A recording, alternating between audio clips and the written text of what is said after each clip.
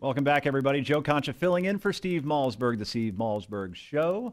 Newsmax TV, Newsmax Radio, coming to the end of what's been really a fun ride here. We've had Brian Kilmeade, we've had Sarah Palin, we've had Judith Miller, we've had Dave Briggs.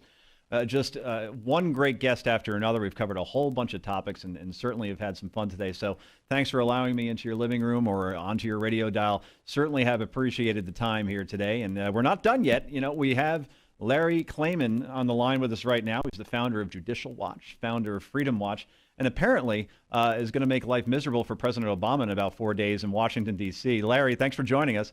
You're welcome. Thanks for having me. So tell us about this Reclaim America event that you have coming up. It's now 4 days away. You're going to march basically en masse into Washington, D.C. The president has enough problems, it appears, right now. So I'm sure he's going to be glad to see you. Tell us a little bit more about the event and who the confirmed speakers are, and just let our audience know what they can do to participate. People can check it out on our website at reclaimamericanow.net, reclaimamericanow.net. And what it'll show you is that we're starting peacefully and nonviolently the Second American Revolution. The people are rising up. They've had it not just with Obama and all of his scandals and Obamacare and NSA spying and everything else. They've had it also with some Republican leaders as well. And we're going to make our voice known. When your grievances aren't heard, as our Declaration of Independence said, it's time for the people to alter, amend, or abolish their system of government and install a new form of government. We want the government responsible to the people. And yes, we have some great speakers. We have Alan Keyes. He's going to be there. We have former Congressman and U.S. Attorney Bob Barr. We have people supporting us like Pat Boone, the movie star singer, Morgan Brittany. People from all walks of life. You have to take a look at reclaimamericanow.net because we're all coming together. And this is the first time, really, in a long time, that conservative groups and libertarian groups and others have come together. It's a little bit what Franklin said in the days leading up to the revolution. Either we all hang together or separately we'll hang, because this country is going down the drain quickly. And Obama, of course, in my view, is evil. I think he is someone who is bent on destroying this country, and we have to rise up and save the country from this tyrant. Well, your opposition to President Obama is well known, but I noticed that you said also that you're going to be taking this event, this message to Republican leaders as well. Care to name a few by name, and who do you really have a beef with as far as the GOP establishment is concerned? Well, it's a very big Tea Party contingent that's coming, and others, bikers and people from all walks of life, truckers, you name it. John Boehner has rolled over. The Republicans have enabled Obama to do the significant damage that he's done. And I'll give you a good example. Look at this Obamacare mess. Yes, it's a disaster on the standpoint of the Democrats, but the Republicans knew this was going to happen. They have experts in medical care. They never warned the American people about this. And in fact, they're going on TV now, gloating, smiling.